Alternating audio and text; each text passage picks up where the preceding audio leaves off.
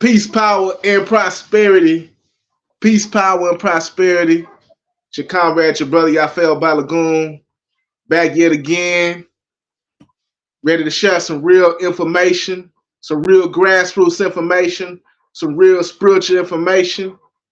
I got none other than Zahir Toure on the line, back with us again. And as I've done the previous time, Zahir, if you can let us know how to properly, how to properly say your name, if you don't mind. Zahir Zahir Mobalaji Toure. Balaji. Correct. Wow, wow, wow. And what that name mean? Born to manifest well. Born to manifest well. Born to manifest well. Power, power, power. Uh, Of the Toure I clan. think today, Of the Toure clan. of the Tory clan, right on, right on, right on. I think today we talking about names, and I know that we all got some experiences with names, and we understand the value. And I can tell you, at least from my experience initially, I just want to tell you that for me, kid, I grew up obviously in the 90s, and I watched my father. My father, he changed his name in somewhere in the 80s, and then my uncle, who was named Asadi Shamsuddin, he's changed his name sometime earlier than that. And as we were discussing in our conversation, the previous generation, how influential Islam was to our previous generation. So you can see that reflect in my experience. Um, and so I personally wanted to identify along my father and my uncle's lineage. So I decided to take their name. But then there's some growth that happens. Every generation there should be some growth. And I think we as black people, African people, we began to realize and understand our roots in terms of the. So at least locally, and I'm assuming nationally, there was a movement more or less to identify with ancient Kemet in the started more or less in the early mid 80s, and then later on to Nigeria and Benin and other parts of West Africa, and we see that more or less fostering at this point in time, and I see that reflected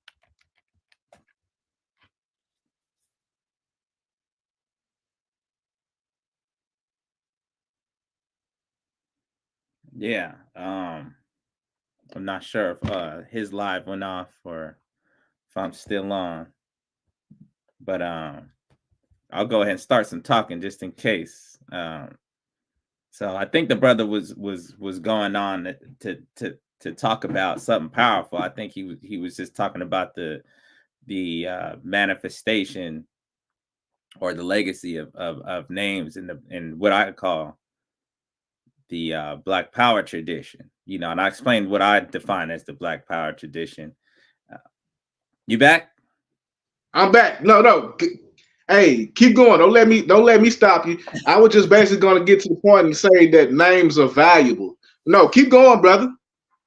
Yeah. So just going off of what you're saying, man, the natural evolution of the Black Power tradition. I love the way that you put this together because you do see that shift, that evolution with us, right?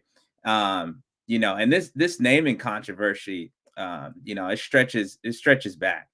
It goes back to slavery, right? Like I remember reading Booker T. Washington, right? And his autobiography, he talked about how going to school, he wanted to choose a name for himself. I think it was Booker Tefelio Washington. I think he decided to go on that name, but it was really a conscious decision, right? Him and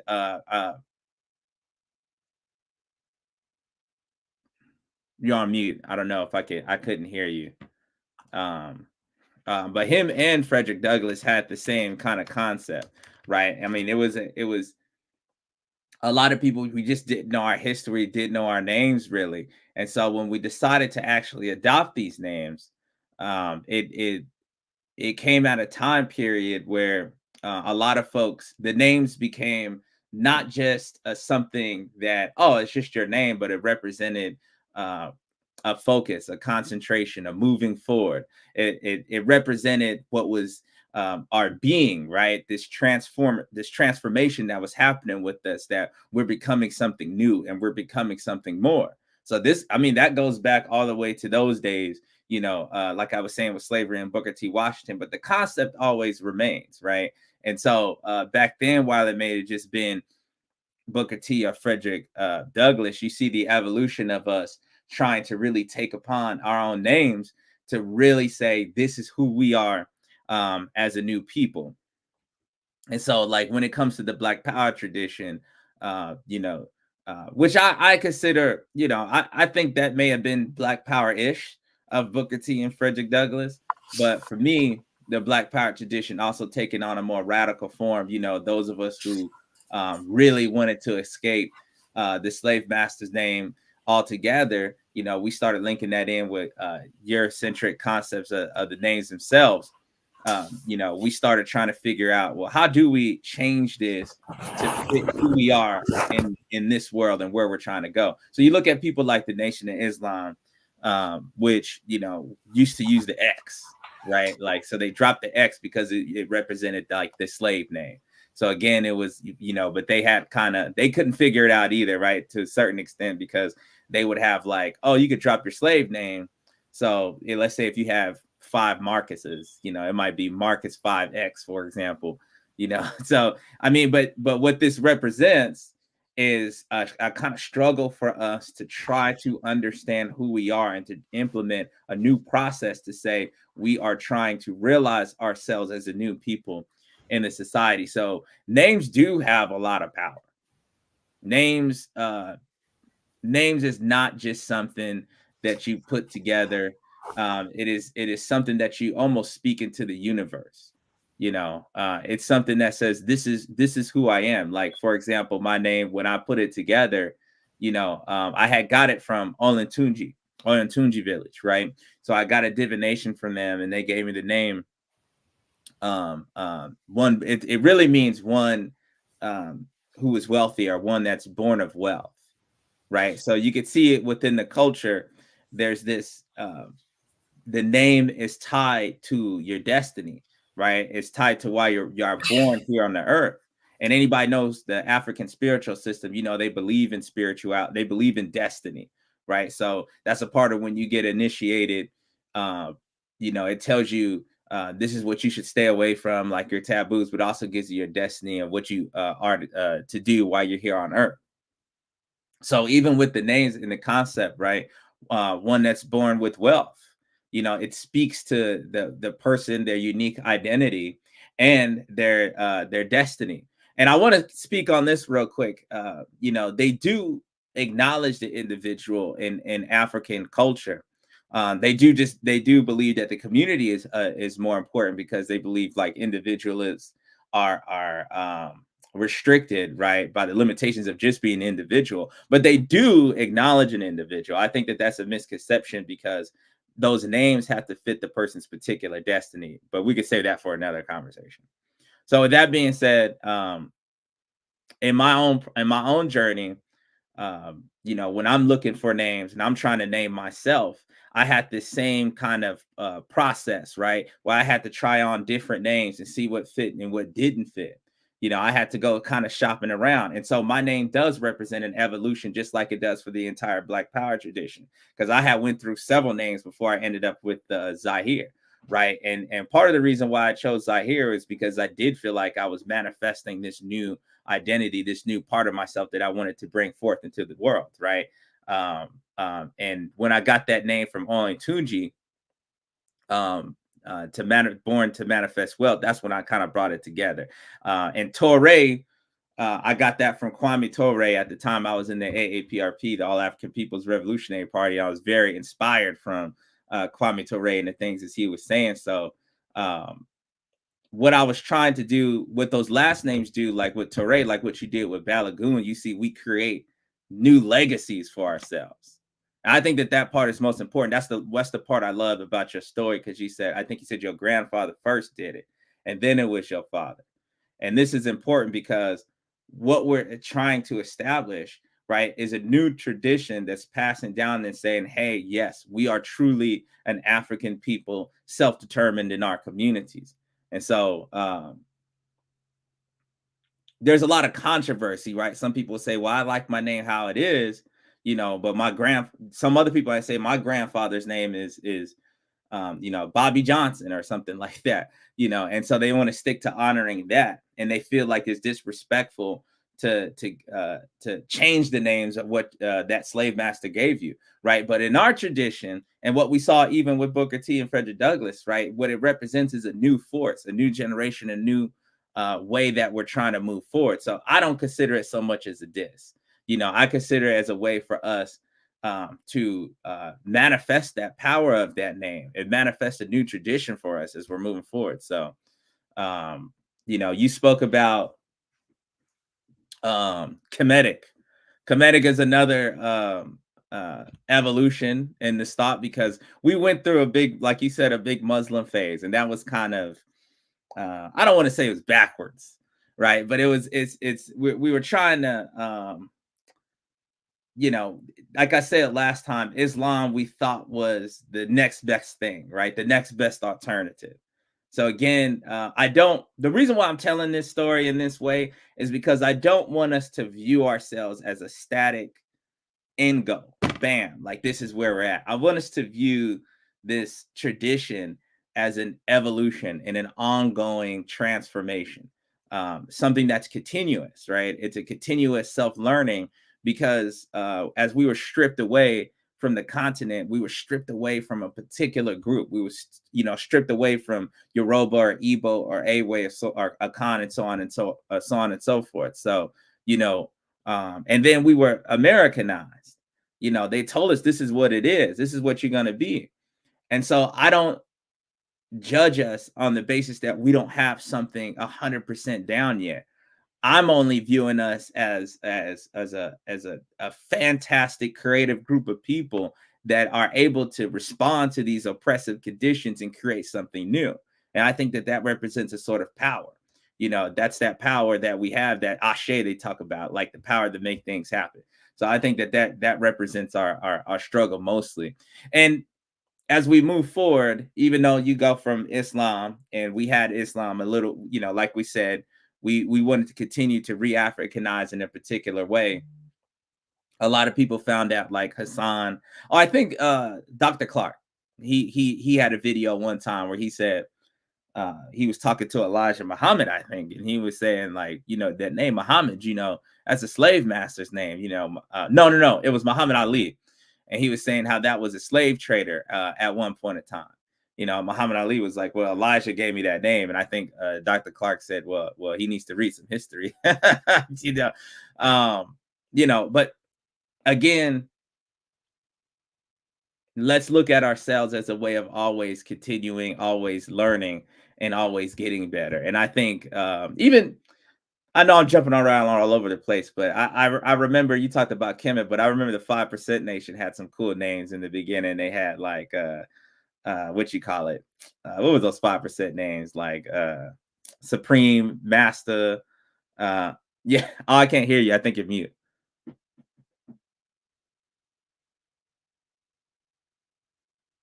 No, I was agreeing with you. Now, Supreme. I think King Allah, King Jacob. Allah. Yeah. So, the first nine born. Stuff like that. I thought it was pretty creative that we were able to do that. Elbey, from the Moorish side.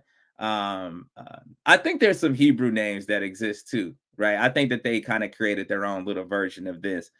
But to kind of stay on subject, I would say that in terms of the names do represent ideology, right? The names aren't just the name. I know some people kind of get into that. Well, what is a name going to do? A name is a self-emancipation. the name is one thing that you could do. You know, if you can't overthrow capitalism tomorrow, if you can't liberate the entire Black world tomorrow, if you can't unify the entire continent tomorrow, one thing that you can do is reclaim your heritage. One thing you can do is go down to that courthouse and change your name. You know, that right there is a huge step in terms of your own self-emancipation. Again, that's what I was talking about, is that some of, you know, African philosophy does acknowledge the individual. So we can acknowledge an individual and say, this is the power that you have to set yourself on your own path. And a lot of times that's what we're going to have to do, right? Because we're not going to be able to save the world tomorrow. We're not going to be able to do all of this other stuff. So one thing we can do is go out there and say, we're going to put ourselves on a different kind of path.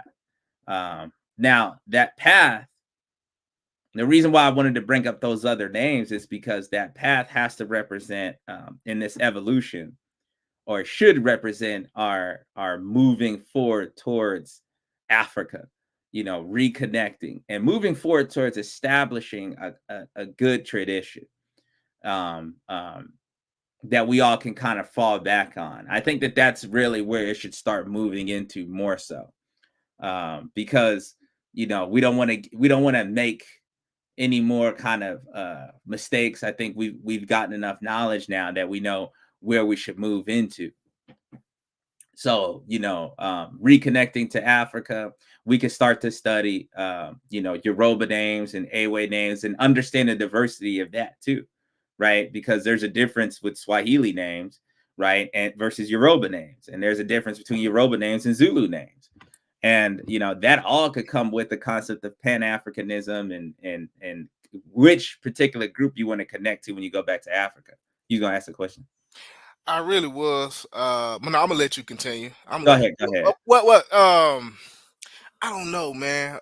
This is like a side note. You just kind of put this in my mind. I don't know if you even know this or not, but I'm just gonna throw it out to you. Are you familiar with the origins of Ifa? Like, are you? You mean origin, like, well, Ifa, like the divination system, or No, just the history aspect of it. The reason why I say that, because there's like a debate, and I was just talking to another brother about it, and he was we was talking about Oduduwa. Oh, the ancestor. Oh, yeah. The origins of the Yoruba. Yeah. And so I've heard some say I've heard some say he was from the East.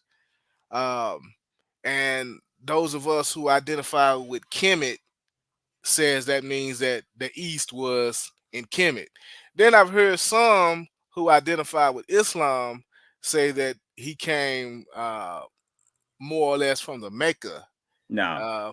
No. Go ahead. Well, the problem is that so we know. Okay, so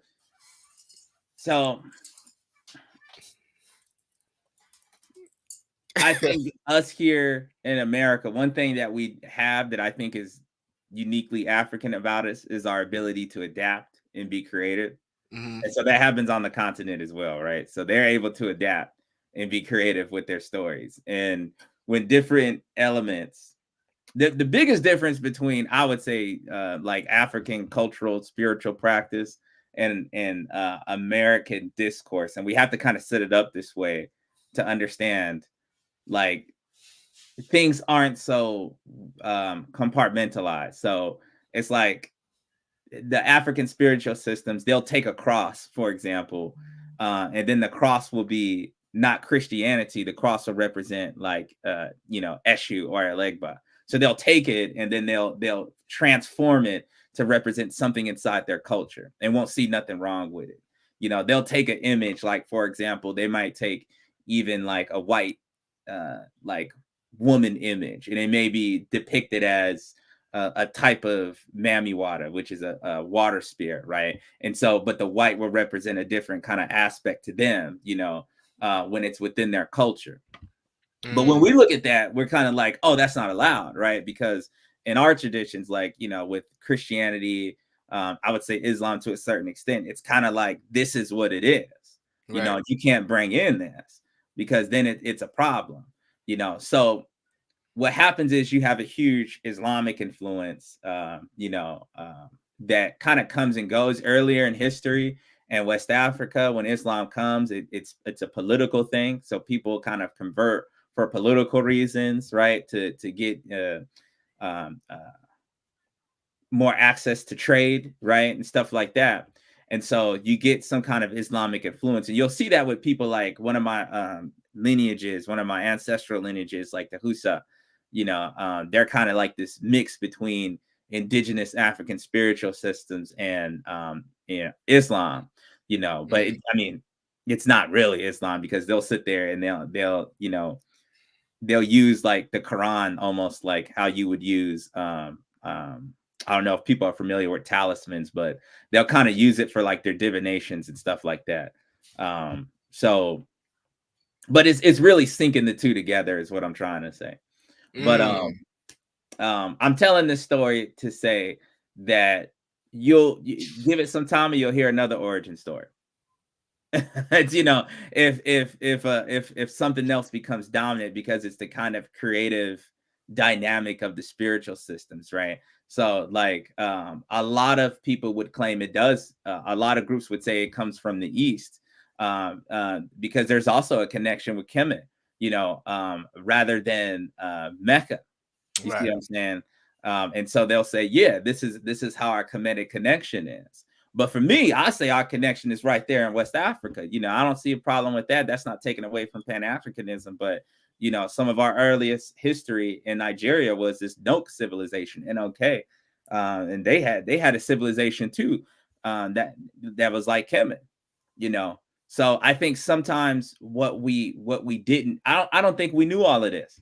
To be honest with you, I don't think we knew that we had these great civilizations too in West Africa. Not to, and this is what gets controversial because sort of our tradition has been largely balanced on the Kemetic connection to ancient Egypt.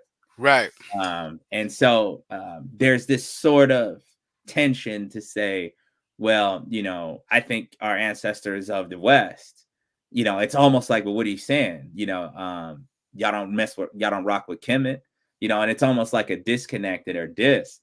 But Kemet was supposed to be a foundation to a foundation to African civilization in the same sense that Greek and Roman culture is sort of like an underlining foundation to Western civilization, right? But that doesn't necessarily mean that every German person or every French person or every Dutch or every kind of different European wants to trace their lineage back to Greek and Roman culture.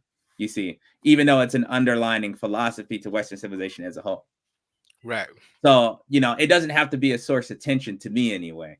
But as far as that is concerned, like I said, those origin stories, I always kind of, I use some caution with that kind of stuff because, I understand how like oral history and culture kind of, changes. I would rather believe Odua comes from ourselves. It comes from our people where we're at. And ain't nothing else. We don't need nothing else.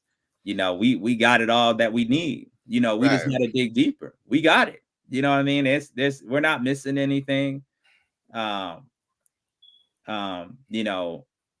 no need to glorify the East. Right. For what? You know what I mean? Ain't no need to glorify anything other than who we are. You know what I mean? So yeah. My a good friend of mine, like I said, I've been chatting with here and there on and off. He actually is in agreement with your position, actually. What you just stated, he's actually in agreement because he looks at it like they in Nigeria, in particular, in West Africa, particularly, we had everything that we needed to survive and to flourish and to be progressive and to build up for our people. We didn't have to necessarily, not to take away, as you stated, not to take away from Pan Africanism or anything of that nature, but we had everything that we needed. Yeah, I mean that's the thing is like I really believe that like I say, I think we have to review ourselves as a dynamic and changing force, which would mean that we are African in that sense, right? So like if we look at ourselves as this ongoing self-knowing group, that always has to constantly know more. I think it won't be as offensive because we have to understand that we're still learning, right? But if we look at those places, I just don't believe we took enough time to really get to know things because, um, when we part of us getting to know ourselves is the problem that because we were snatched away and we're just combination of these different cultures, there's no one push towards anybody particular. So, although like if you look at our people in Brazil, the majority of them come from the Yoruba lineage. You see, because the Yoruba land were the biggest in the slave trade, I believe. Right. So you're gonna have so a lot of people went towards the Yoruba land. So they still have a rich connection too, right? That's where a lot of the candomblé and stuff comes from. So it wouldn't be so much a question for them. Like they would really focus in if this was a thing for them on the Yoruba people, and understanding the cosmology, the philosophies, and so on and so forth. But for us here in America, my lineage comes from Georgia. And when I got my ancestry DNA test going on from African ancestry, right? It said you're from the Temne group of Sierra Leone. And when I started doing the history, I found that a lot of Temne slaves went to South Carolina and Georgia. So if, my one half of my lineage on my father's side, who was born and raised in Georgia, have a connection to the Temne and Sierra Leone. But then on my mother's side, it's a mixture between Yoruba and Fulani. You see what I'm saying? And so it's like, and then when I went to Africa and got the divination to see where my my ancestors from, they said, you're from, your spirit is reincarnated from the Akan tradition. You see what I'm saying? So I look at it as we're just the Pan-African people. It's, by blood and by spirit. But the problem is we don't know how to focus on any one particular because we don't have any one particular thing. So then like what we started doing is we started pulling from here and there and there and there and here, which is fine. But then what ends up happening is I think that when we're not focusing, we start to generalize a little too much, and then we just go with the Kemet, and then we start sacrificing like really good connections for this kind of generalized whole. And so it ends up happening is people feel like they don't even have to understand the complexities of African thought. And even that term right there, complexities, it may be too complex. And some people just want to have it quick. That linear thinking that's like, hey, we need to just go just learn Kemet. And we ain't got to really learn anything else. Wow. Hold on real quick. So as you see, Zahir just really breaking it down. Right. Let me ask you this question here, if you don't mind me asking. Go ahead. So we was. I'm open to all controversies. Give me all the smoke. You open to all controversies. Let's start with Kwanzaa. No, I'm just kidding. No, just kidding. So I believe you told me. Correct me if I'm wrong. You'll be traveling to the continent basically this weekend. Is that right? Correct. Okay. How long is that flight? It's from here to Paris, and then that's like 6 hours, and from Paris to Togo it's like another 8. Did you get any from your previous times to the continent? Did you get any jet lag or anything like that? Yeah. Man, it was rough, man. It's a lot of prep, man. I tell people just do all the good stuff, man. Like I try to get all the I know this is controversial, but I try to get the vaccines and all of that before I go, because malaria ain't no joke, because a lot of people I know who repatriated got malaria, and it ain't no joke. Right, right, right. When you land in Paris, are you laying over, or is it a straight flight to the continent? It's a layover. I spent a day in the home of the colonizers. So are you gonna leave the airport, or what's your plans on that? I was thinking about traveling around to see the home of the colonizer a little Now, bit.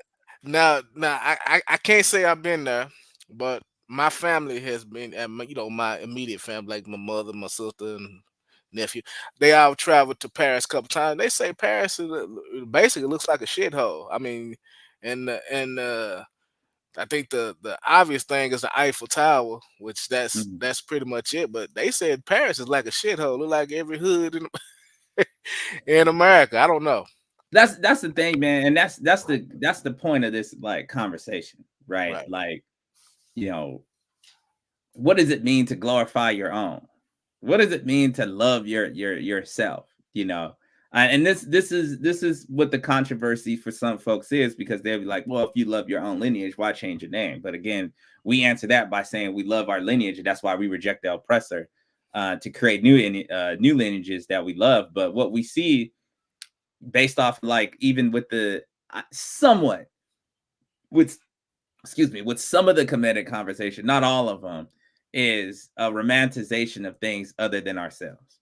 Mm.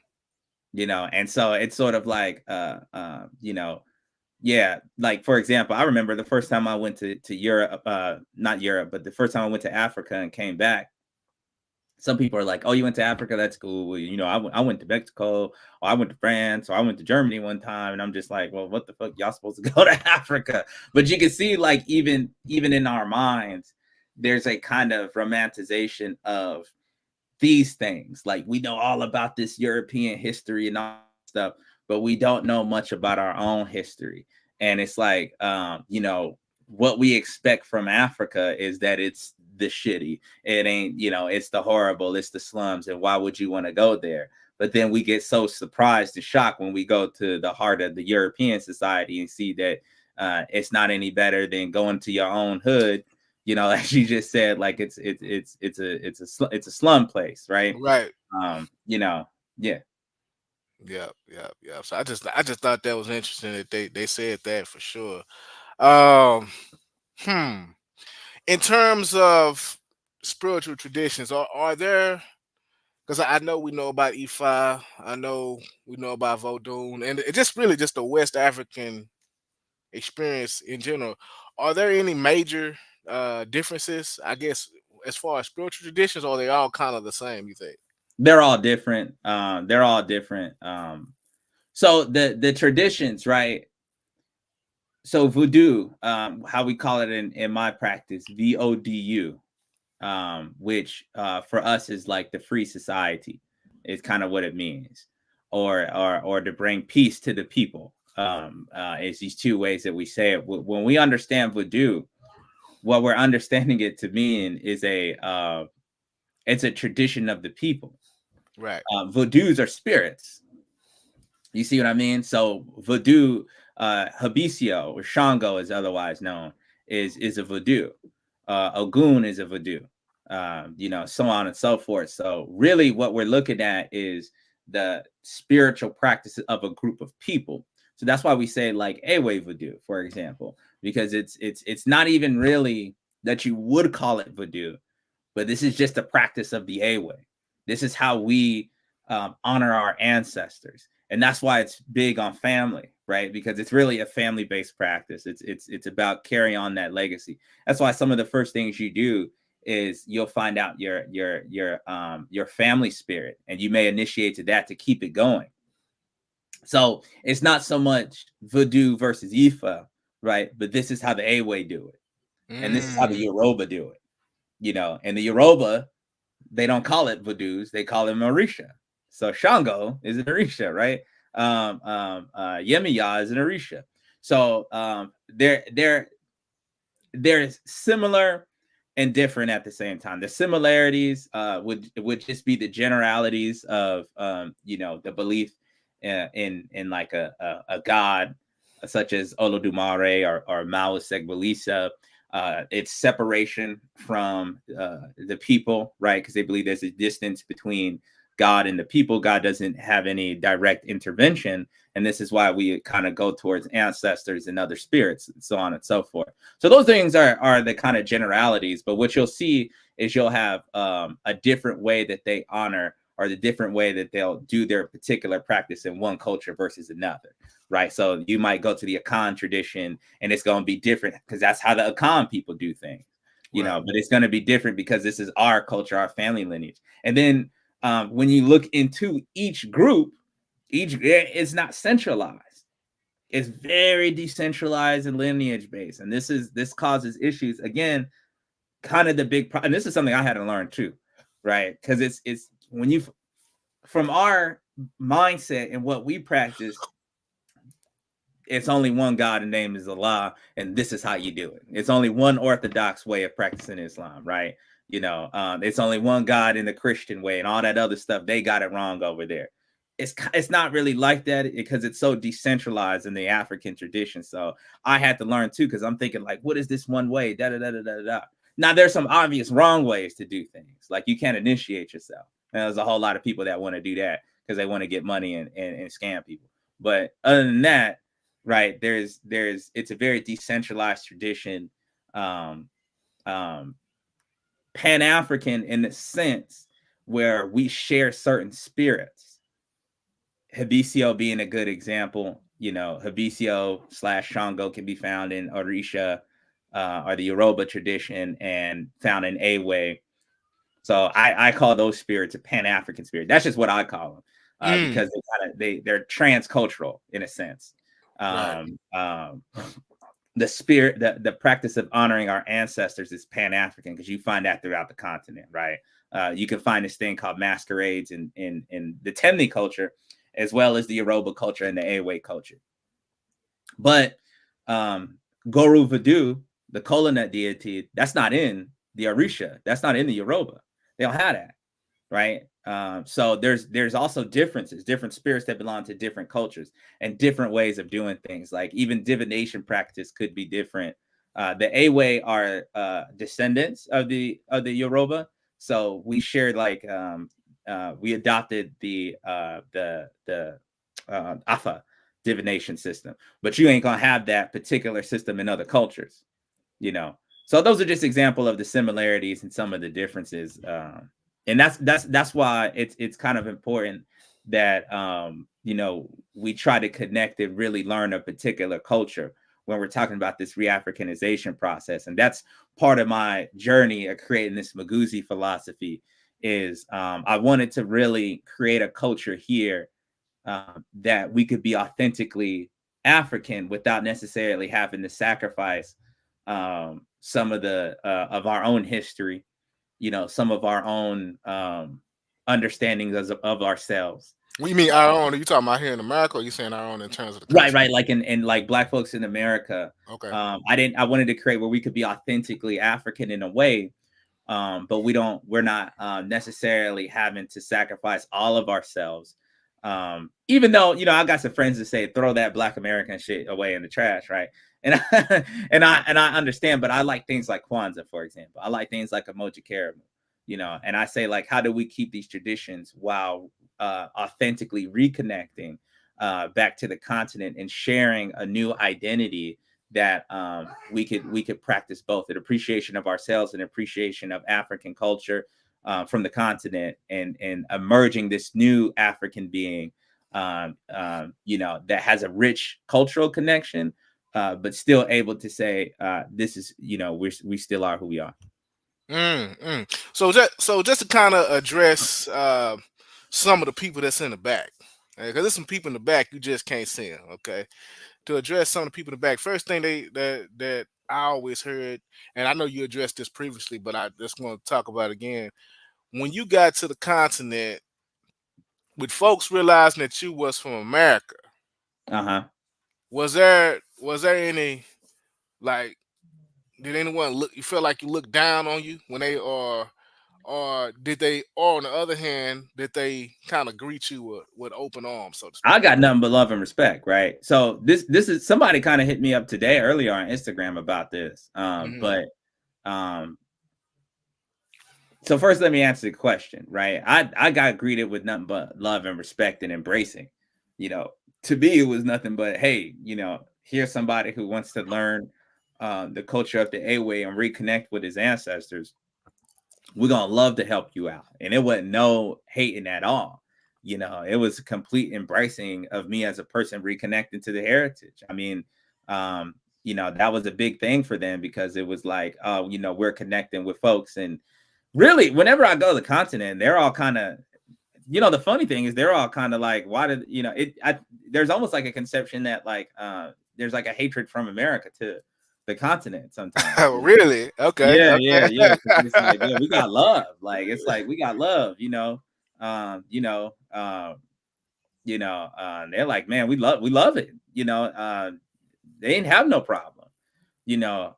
But there's several perspectives on this issue, right? And one of the perspectives is I was talking to somebody on Instagram earlier about this because it was like they kind of challenged me on the notion of repatriation, and they're saying how like, oh, well, you see some folks from the States, they become the new oppressor, right? They go over there and they gentrify parts of Africa with this kind of black capitalist mentality, you know, and that's bad, right? They'll go over, it's sort of like what happened with Liberia, Right. in that early history, you know, except minus the white man, just the white man in their mind, right, or in their actions. And so there's a kind of resentment from the indigenous world when anybody comes to the territory and tends to push them out, right? So like in reverse, there's a kind of complaint here that that's happening with some of the in imports of immigrants to America. You know, so there's always going to be a natural tension. There's tensions in the continent with like xenophobia from people from going to Nigeria to South Africa, you know, so there's tensions on the continent in, you know, with relations to different groups of people. So it's not any different, you know, that there's a tension when immigrants come to America or when us, you know, when we go over to Africa, you know. So there's that, which is a legit, both of those are legit examples of how, you know, cross-cultural things can create problems, especially when the mindset isn't of a Pan-African tradition, right? Because, you know, I've heard a lot of people from the continent come here and say, I knew a person from the continent that came and was like, man, I was expecting everybody to be like, my brother. And he said when he got here, they was like, you African booty scratcher, this, that, just, you know. And he said, man, he was like, dang, you know. So, you know, there's that aspect, you know, but, you know, I always try to point to the greater forces at play, right? I try to point towards, you know, globalization, you know, causing people to move and being displaced from their homeland and move into America and so on and so forth. And, you know, globalization or neoliberalism, global capitalism is really to blame. And then a lack of a kind of Pan-African consciousness of seeing ourselves as brothers and sisters, no matter where we're at. So, but to answer your question, it's all love, you know, but I think that there's these, I think the intent of why I went to maybe, right? Because I wasn't going over there with any intentions on displacing anybody, right? Rather intentionally or unintentionally, you Right. know. And so when people, you know, come over here from the continent too, I think some people who embrace the culture, because I watched a documentary not long ago. It was like a little clip from TikTok, and a sister from the continent came here and said, I didn't know much about Black history, but when I learned it, I saw the history of struggle. And because she was like, well, I didn't view myself as Black. I viewed myself as wherever, I forget the exact culture where she was from. But she's like, but when I came over here, you know, I embraced Black because it was a culture of embracing the African tradition and a culture of resistance, of doing things correct, you know, challenging the system in that way. So I think the change of perspectives, right, is what's needed to resolve the problem. A kind of understanding of each other, and an attention on Pan-Africanism, right? That's the positive aspect of Pan-Africanism, is that realization of a connection with us as African people. Did you I don't know if you could see Jodarian's comment. Oh, I can't. Let me see. Okay, yeah, he asked you a question here. Um, Oh, snap! I see yeah, it now. yeah. I know that's definitely for to you. For sure. Yeah. Big shout out to our brother Chimaranga, man. We now we're gonna talk about this name situation, man. This good brother here got a name, Chimaranga. That's our honorable warrior right there, man. That's Yeah, but yeah. So having shrines or institutions, houses, culture, you're attempting to create. Yeah, man, that's one of the biggest motivations is bringing back the culture here to create something new. So so that's definitely, that's what I have to do, because I'm getting trained in that art as a priest. So and I'm being open with the journey, because I kind of want to document the do's and don'ts, and I want to show the struggles too, right? That it's not something that happens overnight. And I think I'm gonna do this differently than other people. Well, I'm not gonna be so quiet about it, even though I think that they may cause some controversy. But I'm really trying to show the thoroughness of it, right? That it's not just something that you say, oh, okay, yeah, I'm gonna become a priest, and next thing you know, I'm like charging people $1,000 an hour for something. Like, no, like what we're trying to do is connect this to a purpose of re-Africanization. You see what I'm saying? And so, with that being said, yes, I'm bringing the shrines here, and the purpose is to build a new cultural institution here that extends from the A-Way, from southern Togo. right. Wow, that's deep there, brother. That's a deep one there. Wow, man. So when you get just kind of without discussing obviously any details, Yeah. but once you land, like what what does an itinerary looks like for you as far as you land on the continent, so to speak? Oh man, initiations, I guess, starts like right away, right? And I can't tell too much, but it's just Right. initiations, training.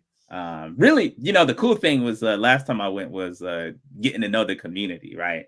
And my head priest, who's online, Kofi Tazagli, he kind of showed me around the community, and like we did public divinations, so people would come and say, what's up, man? Like, how can you help me with this, that, and the third? I thought that was really cool to see. I was also cool to see how the community used the divination system to solve problems collectively. That was the biggest thing I took away last time I was there, because they had an issue going on how they was going to do this. It wasn't it wasn't like a big issue. It's just how to do a celebration, but they came together and they were asking the divination system, like, how should we do this? Like, what should we, how should we go along and plan? And so what you're really seeing is the deep connection between the spiritual system and the people, right? The culture, and how it's intertwined, right? Like, we do things by asking, the spirits how to guide us in this process. And so part of what I hope to do when I bring it here is, how do we use it in our tradition, the Black Power tradition? How do we use it to That's the key right there. Right, because like, how do we end conflict, for example, with each other? Like, how is something that we could use? Because one of the things I think the problem with our community is there's just like higher authority, right? And it's like, I get that to a certain extent, but because it's like, there's no greater thing that we're all like, there's no, when I say higher authority, of course I mean spirituality, but let me use it in a secular way. So if me and you get into a fight, or if we get into a fight with somebody and they punch us, and it was uncalled for, we can go to court. You know what I'm saying? And hey, they're guilty. You know what I'm saying? So they got to pay us. You know, you're found guilty, so now you have to pay. That doesn't really exist in our tradition. Some people get away with all kind of abuses. They just walk away. You know what I'm saying? It's hard to hold people accountable. And so what I'm hoping is like, you know, with us, it's like if we can appeal to the same authority, these divination systems, we can begin to hold each other accountable for certain things that, okay, we know it's higher than us. This is like the ultimate authority between all of us. This is what we're all accepting. Like this is an authority here, this divination system. That's one thing I want to use it to, and not just punishment purposes. I don't want to make it seem like that, but really to try to find a commonality in terms of bringing us together, you know, and saying, hey, look, we think something was wrong. And it's kind of like getting out of your subjective experience, right? Because that's going to be hard. A lot of people kind of break away from each other. It's like, I feel this way. So at least if we can appeal to higher authority, we could, I think we can move forward in a more unified fashion for those who agree with it. So that's one of the things I wanted to use with the divination systems. And another thing was just even, you know, when we're trying to solve problems with the community, you know, how should we go about and move? You know, I want to experiment. How should we do this? Do you think this is a good idea? Just like they were doing, you know, they were asking questions. How do we do A, B, C, and D? And, you know, they would do divination and come out. You should do da da da da da. And so I think that would be great, you know, as we move forward, because a big disconnect has been, how do you keep this thing relevant? You know, the spirituality, how do we keep it within this like revolutionary culture, for lack of a better term, right? Like, how do we mix it in with this, you know, passion for, you know, liberation and stuff like that?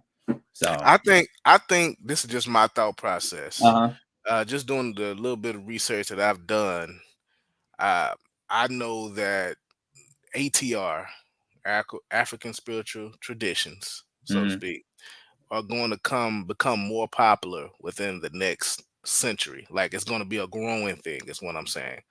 There's nothing anyone can do about it. I think those of us, or those that are in America or in the Americas, are going to be central to that. I think initially, as in other things, let's just take for example Kwanzaa, is going to speak to the more, let's just say, revolutionary minded first initially. That's the people that's going to probably embrace it. But ultimately, I feel like there's going to be it's going to reach a certain point, a swelling. There's going to be some acceptance. And I think once you get to the point of acceptance, not sure if it's going to be 2050, not sure if it's going to be 20, whatever that point of acceptance is, we're going to see more Black people in the Americas, or particularly here in this country, in the United States of America, that's going to embrace that particular culture, or the tradition, I should say, more widely. That's just my theory, because I feel like there's great room to expand here in this country, and I think folks like yourself, in a contemporary sense, is going to be central to that expansion. I agree with that, man. With talking about globalization, I mean, you know, that's bringing everybody in the world, you know, under this, you know, unfortunately, you know, global capitalist system, really. But what's end up happening is it's transcending, it's connecting the world in such a way that it was probably impossible before, right? Like you have direct access to voodoo culture via Facebook, you know, if you want to. And that's insane. You know what I mean? That's insane. And so you're gonna, so what's end up happening is what's on the continent is they're really fighting. I think I said this last time. It's really like a spiritual war, because it's like the colonialism, missionaries, like the kind of come up in some places on the continent is tied in with becoming a Christian and then making it out and like traveling outside of the state of the country that they're in. And so like you see this, you'll see this kind of a decline in indigenous practice on the continent. especially as people embrace quote unquote modernity, when they start glorifying modernity, you'll see this, like people wanting to be like the rappers here. You will see them embracing all forms of Western culture, right? And so there's this kind of throwing away of indigenous culture. And so what ends up happening, I think, to agree with you on your point, that I think this is what some of them on the continent are realizing, like, man, we need to expand. So a lot of our people coming here, let's get them in, because we're going to need our culture to survive. Maladome Somé, he just recently passed. He made a similar comment with his people, with the Tagara and Bakuna Fasal, right? Like that was one of the things, is like they felt like their culture was being taken out. So like they gave him the mission to bring it to America. On that note, when it does become popular, I think what we would like to see is that it's used in a way that is of the Black power tradition. Again, Black nationalism, Pan-Africanism, socialism, right? We want to see it maintain this kind of integrity. We want to see it be used in sort of like them early Black Christian days. I know that sounds weird when I say that, but since I've been living here in Atlanta, I've been learning so much about Black Christianity that I've never really heard of before, right? But there's this notion when I talk to people, like, man, the churches were out here. They were strongly invested in the communities. But whenever got that 501c3, they all turned. That's what they all say. Right. Whenever these churches got these nonprofit statuses, they lost that integrity of being with the community.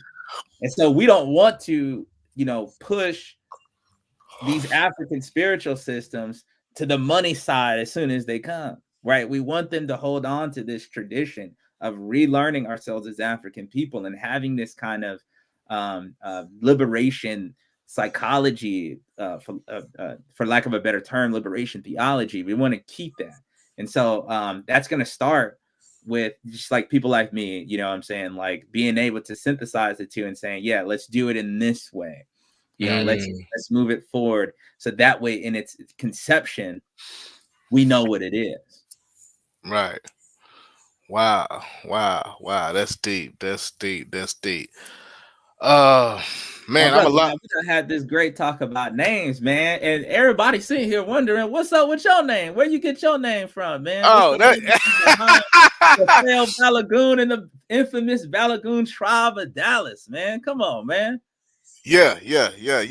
And the funny thing is, man, I could tell you, there was an organization called Bear that came to South Dallas.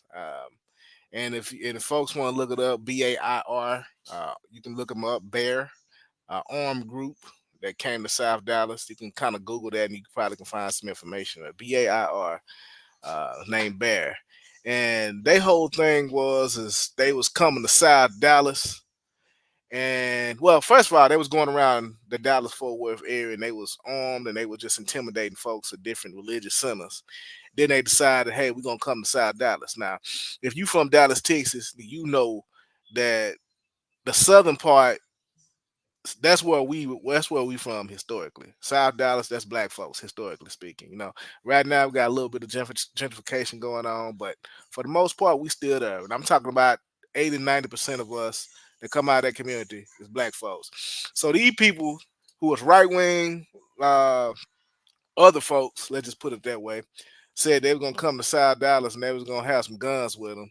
And so we ultimately got together, folks in the community, and pushed them out, ran them out, you know what I'm saying? Basically, that sort of thing. And from that, myself, Rakim, Kamalo Zane, Eric Cafe, us four initially said that, hey, we're gonna take the name Balogun. Now, honestly, we was initially gonna take this name Olubala. We almost got on Olubala, you know what I'm saying, but we agreed on Balogun because at the time, the name Balogun, it's a little smooth on the tongue, so to speak.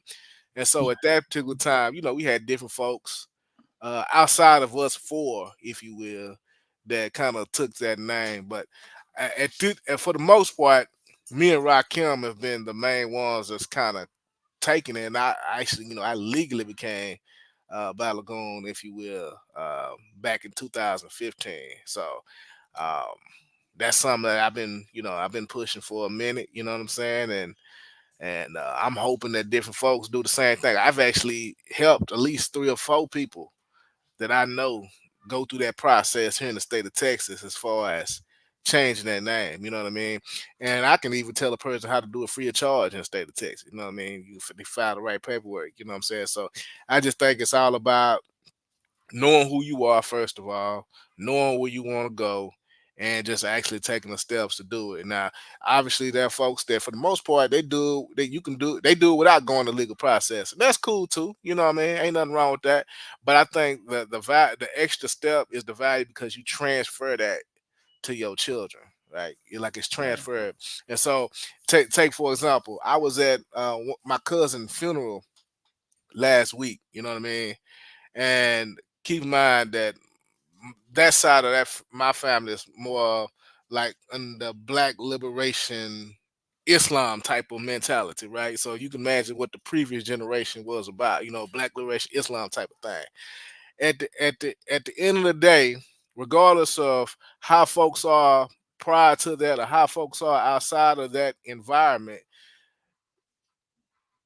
when it came down to it, everybody reverted back to that understanding. You know what I mean? And I know y'all see it all the time at different events that you go to, your family.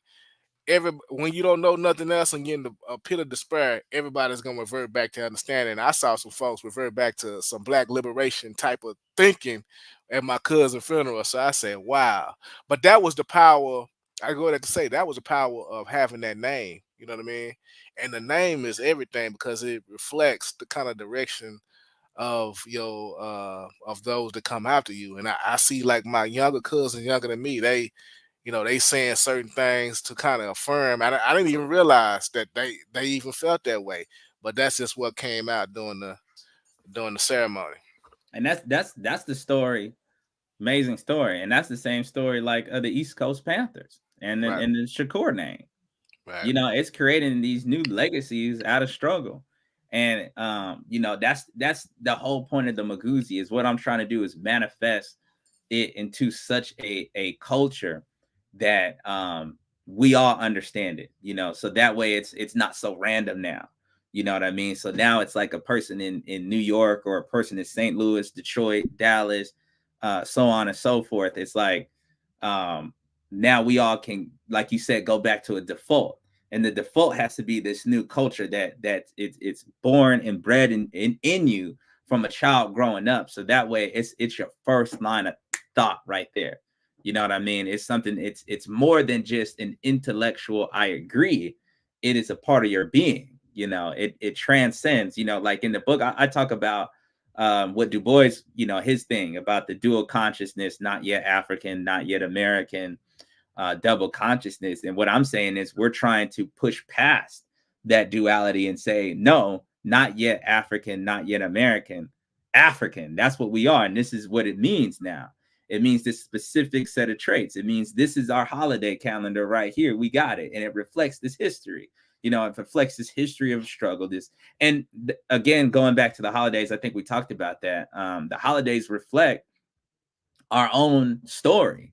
That's the importance of having our own calendar and holiday. It reflects our journey as a people, who we are and what we prioritize.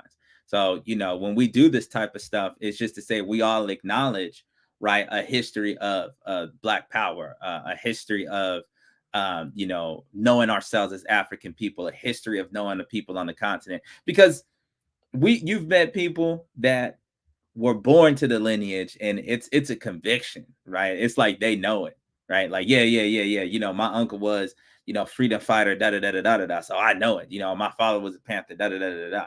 Even I met a brother one time. He was like, yeah, my grandparents was in the UNIA, so it's in my blood.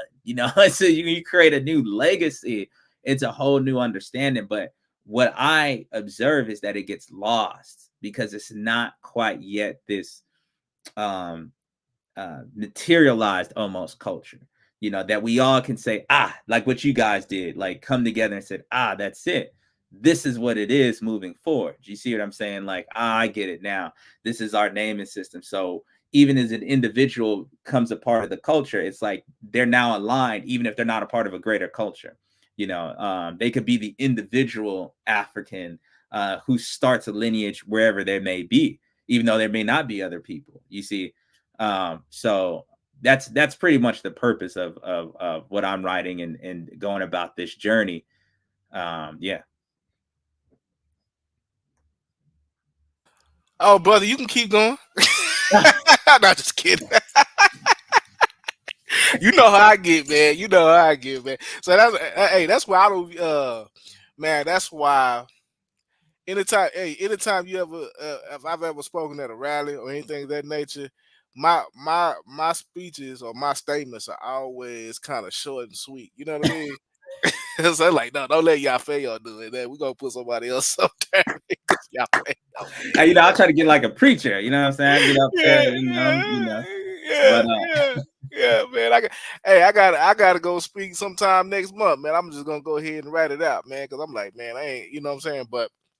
Um, but ultimately, I guess my question to you, and this is really for me, and for folks, like how do you? Okay, so you got siblings, right? yeah. If I may ask a personal question, have you have y'all had like have you had like a sort of like a conversation with okay, like for example, okay, I take this. You did the DNA thing, right? Uh-huh. Did you have like a conversation with your siblings about, hey, we XYZ, or has that conversation hadn't happened yet? It has. It has. And but I've been conscious since 16. So my family's always been like, oh, here you go again. Oh, So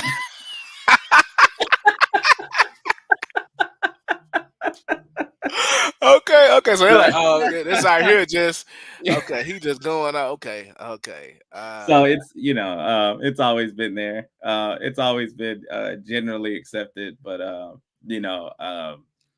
I did have the conversation, and like I was saying, I think in the last interview, that's when I got that, when I initiated and the ancestors spoke to me, right? That's when I actually talked to some of my family members, right, and talked to really before, and confirmed, right, that I had an ancestor with the story. Like, it was a story of an ancestor being lynched by a white mob,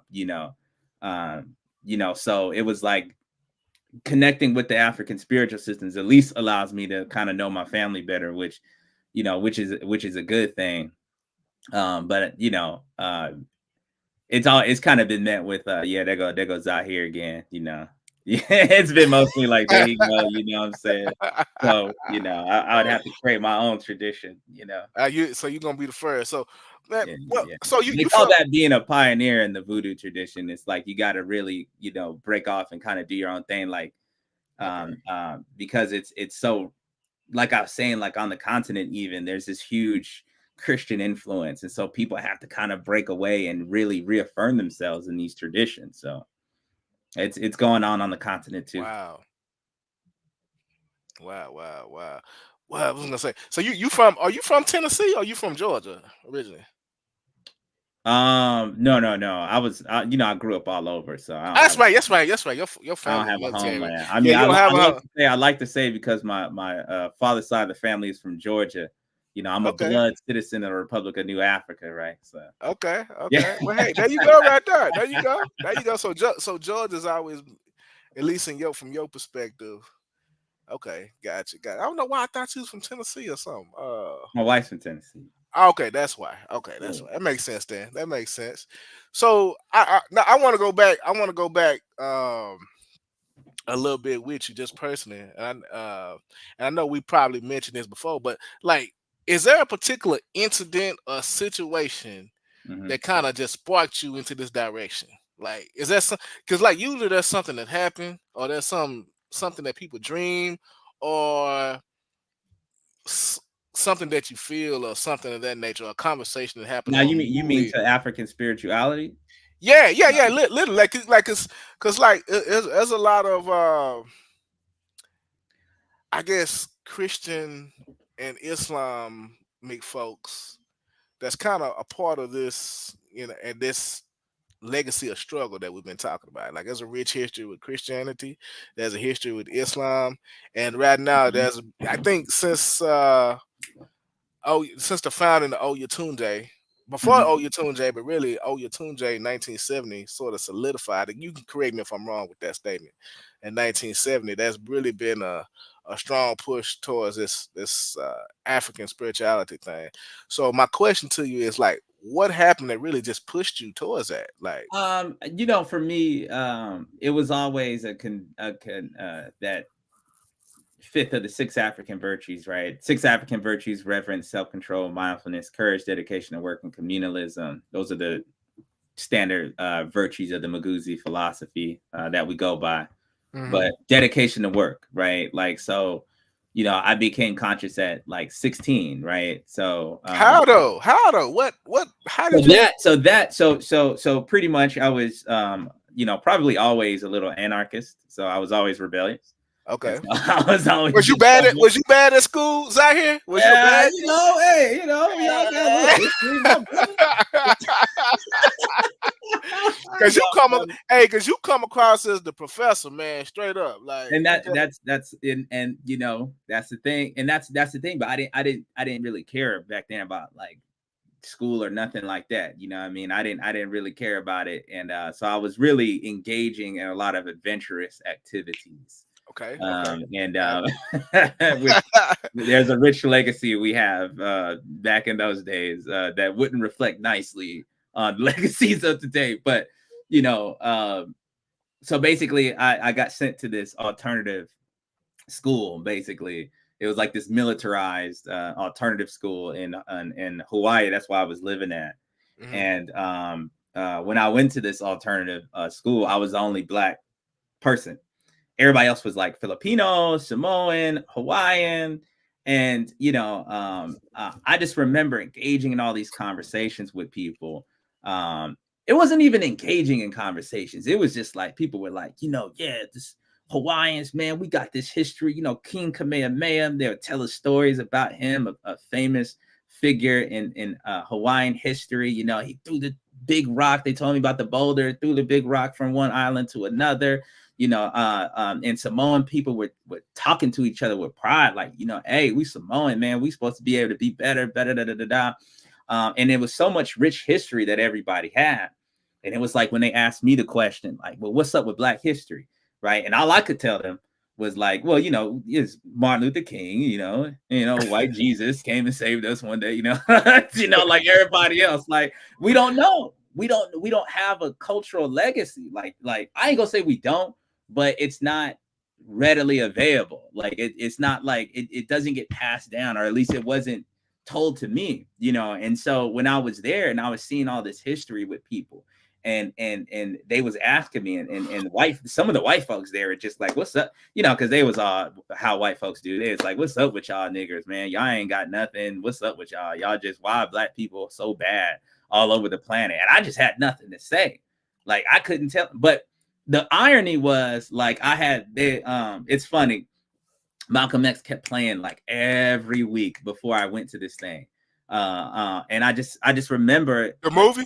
The movie. And so I would remember just turn on the TV, and it was just like every time that TV came on, it was that one scene where it's like the Malcolm is coming into consciousness and he's beginning to like read books, and it's like, do you know who you are? Do they know who they are? Like, and I just that scene, I swear every day used to come on TV. That's why I think it was more divine more than anything, right? Because like when I went in there and all of this stuff was happening, I just started, that movie kept coming in my mind, and I was just like, well, maybe I need to just look up what the hell, what is our history and lineage? So then I went to the little library that they had in there, and I just started buying all of these, not buying, but I started borrowing all of these books on Black history. How old were you at the time?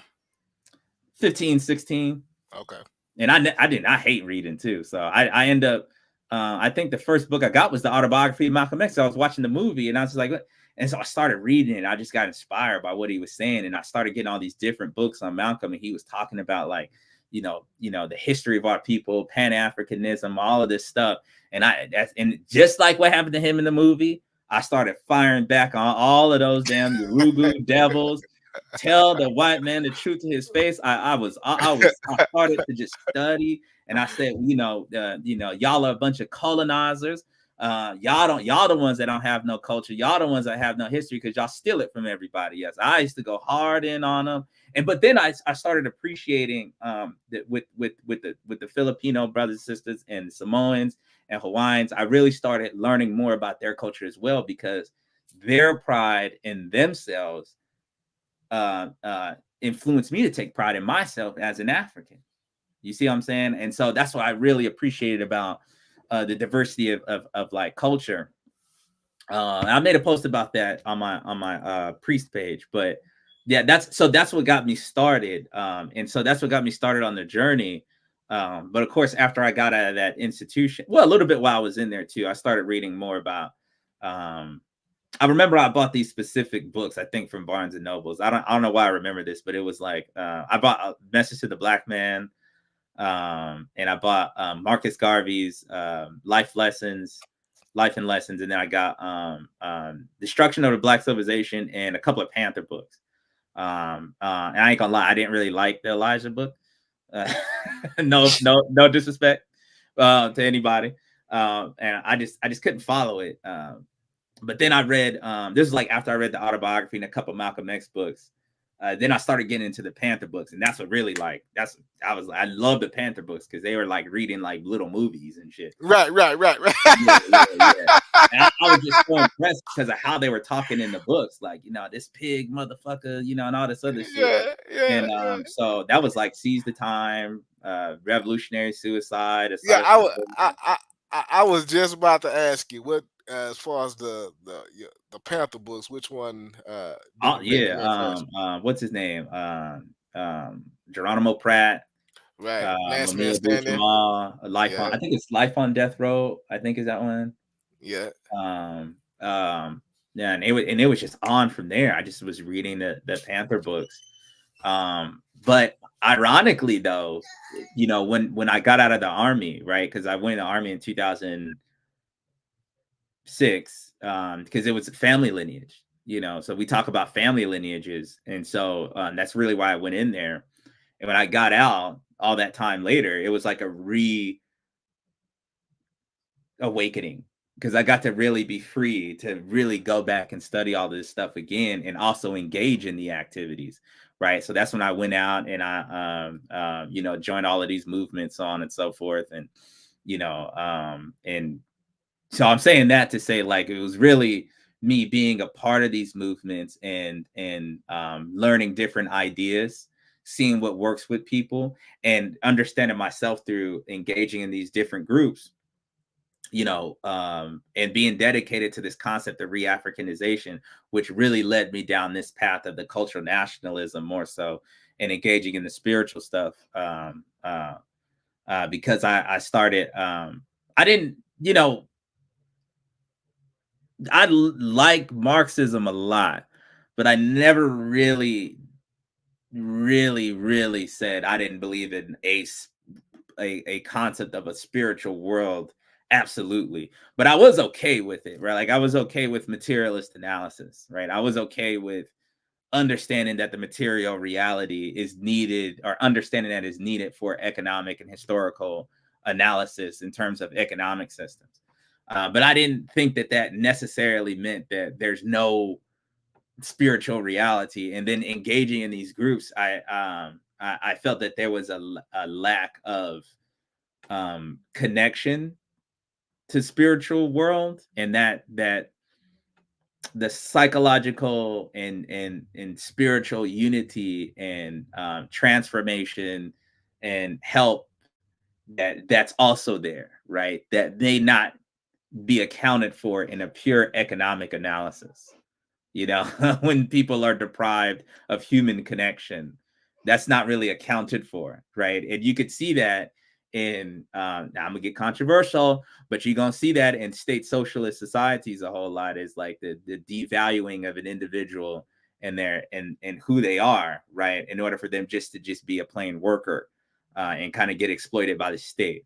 Now, I know some people are going to dislike that, but you know, for me, so you are funny. So for me, I just felt like let's not negate this aspect just because Mark said it, right? Like, and what did Mark say? You know, religion is the opium of the people. So sometimes it distracts them, or it's a way after they get exploited, it's a way for them to express that frustration through religion. So you kind of felt like it was just distracting from a revolution. But you could look at plenty of examples of the world, including Islam, right, and other groups that spirituality played a role in revolution. You know, it had to help the freedom struggle in America. I mean, you can't say that you know, a church and that spirituality didn't have a way to keep them motivated and keep them pushing. You go back, a Haitian revolution. I wouldn't dare say that, you know, a spirit came, opened up the sky and sent thunderbolts down. But what it did do was the voodoo allowed for people to connect with each other. The precursor, being able to identify with one another through a particular spiritual practice. That was the inception, you know, and that's not to take away from the, you know, the material or understanding warfare and understanding all of that. But it doesn't have to be, it doesn't have to be an either or, you know, it doesn't have to be a, you got to acknowledge spirituality. You know what I mean? It doesn't have to be a contest. So, but all I'm saying is we have to acknowledge, even with Garvey, right? A big part of the UNIA was a kind of spirituality, you know, that kind of kept people together. And that's really what it is. And I really, like I said, I just started to notice the how a lot of people needed some kind of something that spoke to that part of us as individual beings. Malcolm himself did not become Malcolm through socialism first. It wasn't a materialist analysis. It was sort of a spirituality that allowed him to go through this transformation process. You know what I mean? So, you know, I just, that's what brought me closer to the cultural part, and seeing how people relate to that so readily, right? Versus some of the greater economic material philosophies. Not to say that should be regarded, not at all. But Kwanzaa, I saw that work. I literally saw people come into being by acknowledging, like, oh my God, you know, this is what we do in my country, over where I'm from in Guyana and stuff like that. Like, I literally seen this work. I literally seen people get happy when they can express themselves through this cultural practice. And that's kind of been the focus of resistance, is a way of expressing ourselves in such a way. You know, capoeira, it's a cultural expression. You know, it's a cultural expression turned into a martial art that's intertwined with resistance, right? But this came from the separation of a group of African people in Brazil, in creating these maroon societies, you know, and then it develops through culture and spirituality and appreciation for one another. So all of that, that's what kind of brought me that's what focused me on making sure that I dedicated myself to that in this journey, right? You know, Africa, you know, when I got out, I had a pledge. I was like, man, you know, join the movements, you know, get into African spirituality and try to, you know, go through getting a degree. Because in my mind, for some reason, I thought like schools would turn me into a big political philosopher thinker. So, yeah. I can't hear you. I can't hear you. I was saying, hey, to me, you sound very much so like a professor, definitely a well informed teacher, man. And I'm just saying, I could just listen to you talk about, you know, your experiences and viewpoints and things of that nature. Well, right, any that's a good close. point. I see that he's Chimarenga said, right, we must recognize the seen and the unseen. And that's kind of that's the big thing, because when we don't talk about the unseen, you don't know what the dynamics that are at play. You know, Right. if you don't acknowledge those type of things, it comes out in little. It comes out little by little, you know, and it could matter if you don't acknowledge, like, I hate to say it because I hate to sound this way, but like a love, you know, a connection, things that don't sound so, hardcore, bloodshed, but the reason why people come to these groups a lot of times in the first place, social connectivity, like, and not just that, but like understanding spiritual problems. If you don't acknowledge those things, they could manifest themselves in such a way where it comes into toxic abuses within groups. You know what I mean? And this, I think it's all a part of the decolonizing process as a whole. We have to acknowledge every single little bit of what this society has done to us and begin little by little to quantitatively change ourselves to the greater qualitative change that could happen in the future. Right. Wow. Very deep, very deep. Well, let me ask you, do you have any closing thoughts just to kind of reiterate and bring it back around? I know I've kind of took us off a little bit. Any closing thoughts on the importance of names? Just kind of reiterating what you stated about the importance of it. Tupac, man. Well, let me say this. Let me say this. It in relation to someone that's just seeing this and thought about changing their name. Why should that be important? Why should it be important? Because our culture is our immune system. Our culture is what pushes us forward. Our culture is revolutionary. Our being who you are, despite this society, is extremely empowering, right? It is not a designation, but the name talks about the journey, right? Manifesting wealth, manifesting yourself, as my name is called, right? Doing that and living that name, it's a rebirthing process into this Black power tradition, right? And it's a way of seeing yourself in this new light and pushing yourself forward to become a new being, a greater being than what you once were. Always pushing yourself to become better, just like Brother Malcolm, just like George Jackson and others. Always pushing your culture first. Living up to that African name is a lifetime process, So, and that's what you're acknowledging when you do it. You're acknowledging your heritage, and you're acknowledging I'm not a slave. so I think that's why it's important. I think that's why we got to move forward in this tradition and doing that. For sure. Hey, do you do me a big favor. Do me a big favor if you hadn't already. If you could share, subscribe, share this because Zahir, we getting this information and he just sharing openly. You know what I mean? From his perspective, his experiences. He about to go to the continent yet again in the next couple of days. So obviously, just have some excellent positive thoughts on him. Make his journey be safe, and may he come back, share the information so he can help give our people some direction. You know what I'm saying? Especially in the realm of spirituality. Like this is something that we absolutely need. Yeah, basically, bro, you are our ambassador, man. You are our ambassador. That's what it is. Who else gonna be bold enough to travel to I think you traveling to Togo, right? Yep. Yeah. Who else is gonna be bold enough to do it? I'm trying to prime myself up to making such an endeavor like that. However, you are leading the way, brother. We appreciate you for everything, and we appreciate you for what you've done in the past, and we appreciate you so much of what you're gonna be doing for us in the future. So, hey, again, if you haven't subscribed, subscribe. Help a brother out. Help a brother out. Help a brother out with the subscription, man. Look, let me tell you something.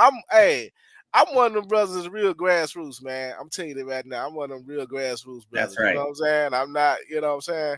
I've been real grassroots, you know what I'm saying? Look me up, you know what I'm saying? Check me out. You reach out to me, I communicate back. Ain't none of that kind of stuff. I appreciate the correspondence.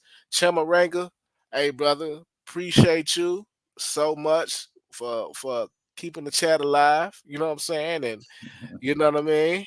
Hey, appreciate you for doing that. Very much so appreciate it. And yet again, appreciate you out here. Anything else on your minds out here? Ujima, man, collective work and responsibility. Subscribe. Hey. Now when you come back, when you come back, I'm gonna give you a day or two of rest. But when you come back, you're gonna have to come back and share with us information that you can share with us. Okay, yeah. Information Sure, that you man. You know, all y'all that talk about you would have supported somebody back in the day. Here it is. You got somebody right here that put in the work. You know, Yafeuh Balogun. You know, he put in the work. So all y'all folks out there to be talking, oh, we would have supported revolutionaries back then. You know, but I gotta go to work now. No. There's somebody you need to give him some money, support them clothes drives with community movement builders, support all that stuff they doing down there. You know, if you ain't doing that, we don't want to hear it because so many people be talking that stuff, but they don't want to do nothing. So support. If you can't do anything, you better cash out this brother or something. Hey, hey, we're gonna be out there. We're gonna be out there. You gotta support that. We're gonna be out there tomorrow in Highland Hills. He's from Dallas, Texas. We're gonna be out there tomorrow in Highland Hills, and we're gonna show. So so this kind of to reiterate, the purpose of this channel is obviously to share the information like what you sharing to us, brother, but also to show the grassroots aspect of it as well. So that's how real we're gonna try to do it. We appreciate it. You put us on the map here in Dallas, Texas. So other than that, we appreciate y'all. Like, share, subscribe. Y'all have a great night. All right. Yeah.